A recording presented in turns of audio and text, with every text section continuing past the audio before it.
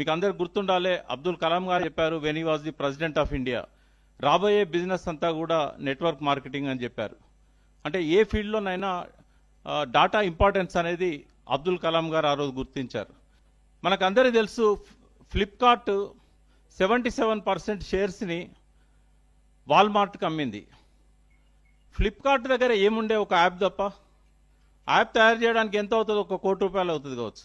వాళ్ళ సర్వర్ పెద్దది కాబట్టి ₹1 కోటి అవుతుంది కావచ్చు. బట్ ఎందుకోసం వాల్మార్ట్ 77% షేర్ కొనడానికి $16 బిలియన్ ఎందుకు ఇచ్చింది? అంటే 1,19,000 కోట్లు దాన్ని మనం ఇవాళ ప్రైస్ ప్రకారం చూసినట్టయితే. అంటే ఏముంది ఫ్లిప్కార్ట్ దగ్గర? సచిన్ బన్సాల్ ఏమన్నా పెద్ద పెద్ద అసెట్స్ క్రియేట్ చేసి ఇచ్చాడా వాళ్ళకి? ఏముందంటే జస్ట్ డాటా ఉంది.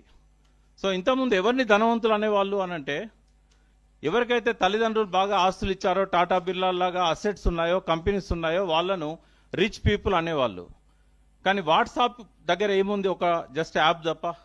వాట్సాప్కి ఎందుకు ఫేస్బుక్ $16 బిలియన్ ఇచ్చింది? అంటే ఆల్మోస్ట్ అది కూడా 1,18,000 కోట్ల రూపాయలు ఆ రోజు వాళ్ళు పే చేసింది. ఏముందని వాట్సాప్ దగ్గర? ₹1 కోటి, ₹2 కోట్ల వర్త్ ఉండే ఒక సర్వర్ అండ్ యాప్ ఉంది.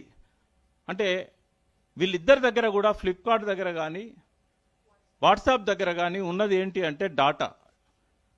ఆ డాటా ఎవరి దగ్గర ఎక్కువ ఉంటుందో వాళ్ళంత ధనవంతులు. సో అందుకే ఇక్కడ ఉన్న వాళ్ళకి you are the representatives of your respective direct selling companies. మీరు అర్థం చేసుకోవాల్సింది ఏంటంటే, డైరెక్ట్ సెల్లింగ్ బిజినెస్లో టాప్ లెవెల్కి వెళ్ళాలి, లేదా మనం అనుకున్న డ్రీమ్స్ అన్ని ఫుల్ఫిల్ కావాలంటే మనకు కావాల్సింది ఏంటి అంటే only list of the names. So అదే ఇక్కడ మనకు పెట్టుబడి.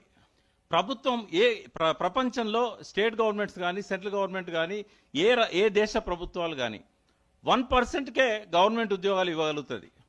కానీ మనం పిల్లలకి ఏం చెప్తున్నాం చదువుకునేటప్పుడు? మనం పేరెంట్స్గా, మీరు చదవండి, మంచిగా చదివితే మంచి మార్కులు వస్తాయి, మంచి మార్కులు వస్తే మంచి ఉద్యోగం వస్తుంది. మంచి మార్కులు వస్తాయి కానీ మంచి ఉద్యోగం వస్తుందా? ఎందుకంటే గవర్నమెంట్ ఒక 1%కి ఇవ్వడానికే 40% బడ్జెట్ ఇవ్వాల్సి వస్తున్నది, పెన్షన్స్ కానీ సాలరీస్కి కానీ. 2.5% కనుక ఎంప్లాయ్మెంట్ క్రియేట్ చేస్తే గవర్నమెంట్ సెక్టర్లో టోటల్ 100% బడ్జెట్ జీతాలకు పెన్షన్లో పోతుంది. మరి అటువంటిప్పుడు డెవలప్మెంట్ ఎక్కడి నుంచి వస్తుంది? కాబట్టి ఏ ప్రభుత్వమైనా 1% పాపులేషన్ మాత్రమే గవర్నమెంట్ జాబ్స్ ఇస్తుంది. కానీ మనం మాత్రం పిల్లలకి మీరు చదవండి, మంచి ఉద్యోగం వస్తుందని చెప్తా ఉన్నాం. ఇక్కడ తప్పెవరి దగ్గర ఉంది? మన దగ్గర ఉంది. చదువు అనేది జ్ఞాన సముపార్జనకే కానీ